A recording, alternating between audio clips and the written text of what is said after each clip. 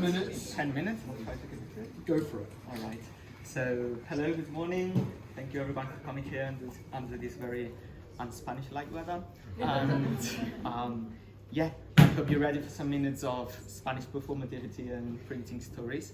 I should introduce myself. I'm Rubén Bracero, and I'm a master's student in Professor Lennemann's History of the Book method option. And I will try to sum up and present some of the things I have been working on for the last few months. So what you have displayed in front of you are 7 pieces of Spanish, or actually Castilian, performative literature. The ones I have been focused on are these 3 ones here, especially this one.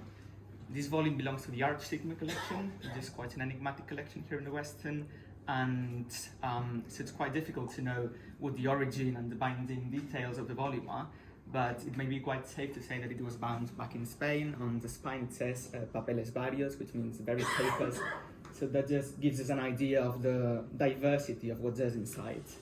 And what these 3 volumes have in common is that they all contain chapbooks.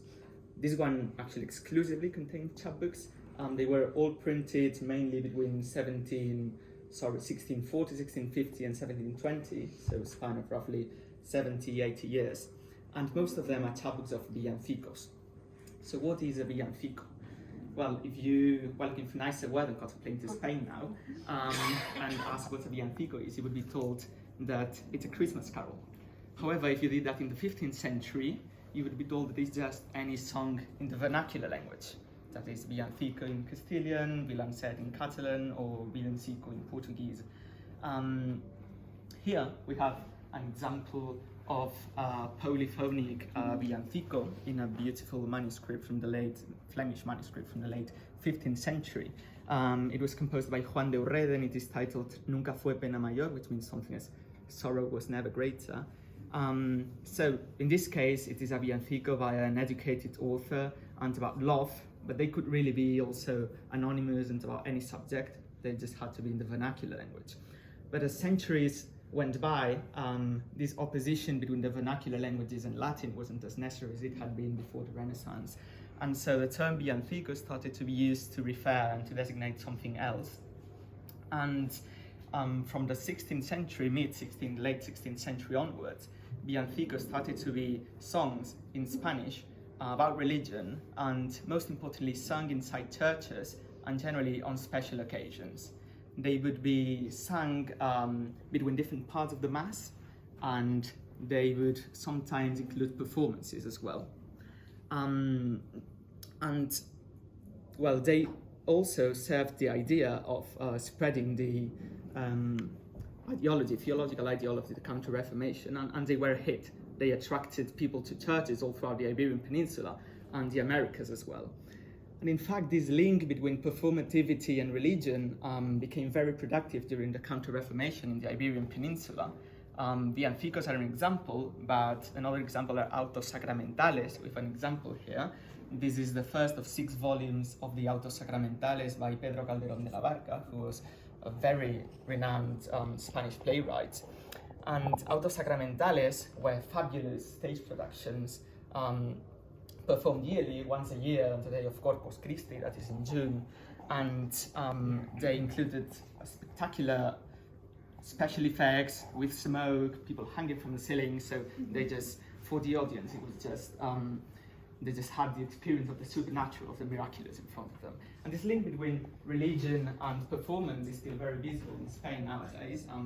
Just in less than a month, there's a Holy Week, Semana Santa celebrations in Spain, and that's the week before Easter. And in every Spanish city and village, you can see huge wooden Baroque figures being carried all throughout the streets, figures of Christ and the Virgin Mary. And in my town, for example, these figures are escorted by people dressed up as Roman soldiers. That is a very Catalan tradition. Roman soldiers thought to be accompanying Christ on his way to the crucifixion.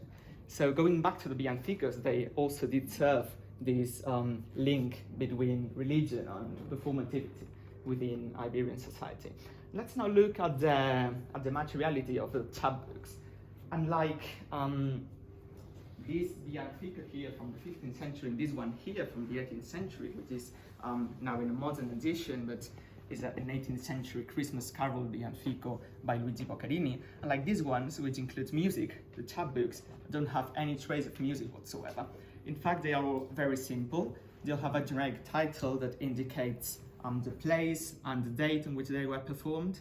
In this case, for example, the Royal Chapel in Madrid on the Epiphany Eve of 1644, that is the 5th of January of 1644. So what were they used for if they didn't include any music? The title says villancicos que se han de cantar, that is villancicos to be sung, but music sort of remains a mystery because it was usually kept by the chapel masters and not usually commonly shared. So who were these villancicos for? Certainly not for the musicians, since they don't include any music, but also not for the singers or the performers, since they don't include any traces of performativity, not stage directions, not list of characters. Sometimes, like here, they just include some numbering, tiny numbering of the different characters speaking in, but that's it. So there are various hypotheses on their purpose. These chapbooks first appeared in Seville in 1600s, 1610s, and then shortly after in Mexico City. And they arrived to Madrid in 1644. We have here a copy of the first Villancico chapbook printed in Madrid, and they was used for the audience to follow what was being said at the moment. However, in Madrid, that came from a tradition of the lyrics of the villancicos being written down in a manuscript way, and the king and queen would have manuscript versions of the lyrics so that they could follow what was being sung or performed. We have to be conscious that these were acoustically challenging spaces like chapels or cathedrals, so it would be useful to have some support to follow what was being said. And then we know that from 1644, when this printed culture of villancicos arrived from Seville to Madrid, king and queen would have not these quarto-size chapbooks, but folio-size transcriptions, so that they could follow what was being said, and the rest of the audience would be given these chapbooks.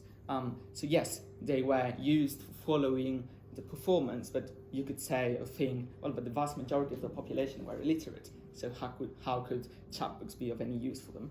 Well, we can also think that the content of the chapbooks would be read aloud before and after the performances, so that people would know what was going on there. And then this would certainly be a way of spreading the ideals of the Counter-Reformation. And what happened once the show was over? Well, these chapbooks circulated all across the city and the country and even overseas to the Americas and the Philippines, just so that its content could be used elsewhere and on different occasions. And this sort of reminds me of the culture of comedias sueltas or loose comedies. Those were, like this one we have here, these loose comedies were separate editions of comedies that were bound in single volumes. This was much cheaper to do without cover sheets, without binding, cheaper paper, and they were just distributed through cities and among the population. They were a huge success, and printers found them very profitable.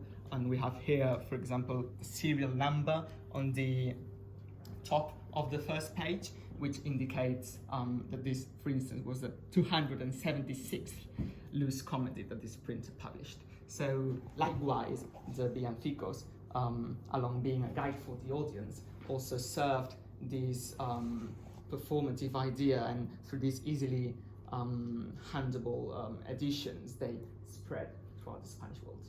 Thank you very much for your attention.